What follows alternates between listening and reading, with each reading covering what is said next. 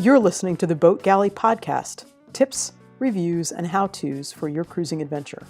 I'm Nica Waters, and this is Fit to Sail. The Boat Galley podcast is sponsored by FastSeas.com.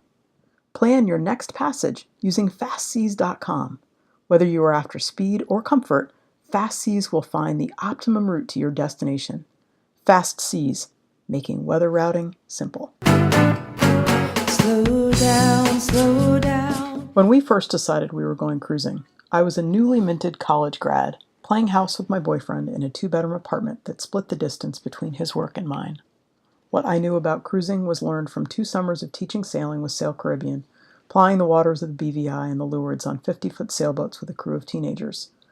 Food was provided, along with lists of what we were supposed to have, what we were supposed to make, and recipes to follow. Those boats had huge freezers and larger refrigerators, and one of the worst jobs was cleaning the charter juice out of the bottom after a 3-week program ended.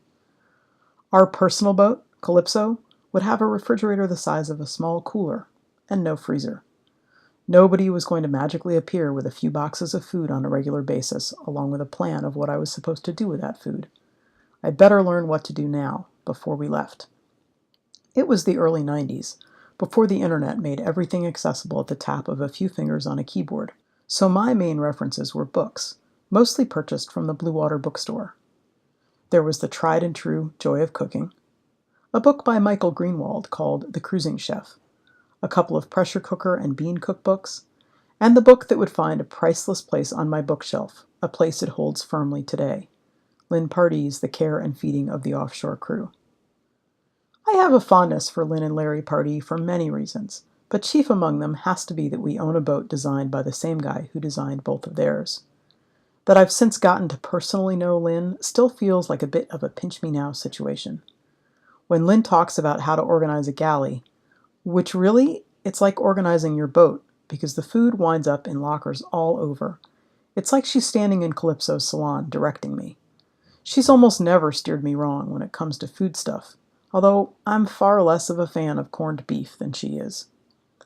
She taught me the importance of trying canned goods at home before stocking up, the importance of learning to create meals out of items you'd have left after 2 weeks or longer since you saw a grocery store, and the importance of using leftovers so you don't waste food. There may be those listening to this who are in the planning stages of your cruise.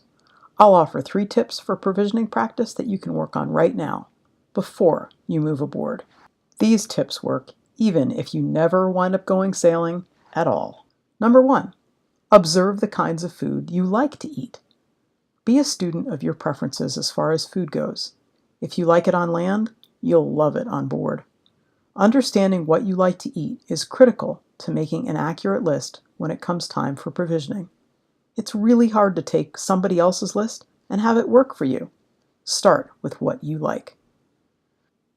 Tip number 2, start thinking about food that lasts a long time and how to use it. Sure, there are fresh options and staples like cabbage and onions and garlic, but there's also some really fabulous stuff in the package section that you might like to try once or twice to see how you like it. On my list in this category, jackfruit, some of the Thai curry options, and even powdered hummus mix. Will we like it? Maybe, maybe not. But if we do, we've expanded our options for eating well when we decide to stay an extra few days in that perfect anchorage. Even right now, I spend an extra few minutes in the sections of the grocery store that are dedicated to my favorite kinds of food, see tip number 1, and if there's something that catches my eye, I either buy it on that trip or make a note to pick it up next time. Tip number 3, pick one thing to learn how to make from scratch that right now you buy as a matter of course. Maybe it's queso dip. No judging, I have teenagers. Maybe it's fresh bread. Maybe it's salad dressing or spaghetti sauce or yogurt or hummus. It's a whole lot easier when you're cruising to carry ingredients that you can use to make a whole lot of different dishes instead of just buying one specific dish. If you're so inclined, check out my YouTube playlist, where every Thursday I share a simple recipe or tip designed to make you think, hey, I can do that. It's youtube.com/user/Nica Waters. That's my channel, and it's the Tasty Thursday playlist. The show's been running weekly since October of 2012. There are a lot of videos there. And if you don't have a copy of the Boat Galley Cookbook yet, what on earth are you waiting for? That hadn't been out on either of my previous trips, and I'm looking forward to having it with me when we leave again. Provisioning can feel daunting, especially when you see pictures of boats piled high with canned and packaged goods that need to be stored in every conceivable cranny. A little forethought, planning, and understanding can alleviate that feeling. And as a side note, if you're planning to be at Cruisers University at the Annapolis Spring Boat Show in April of 2018, stop by and say hi to Carolyn and me. She's teaching a class on hurricane prep, and I'm sharing more provisioning tips plus offering a class on the dreams versus the realities of cruising. We'd love to see you.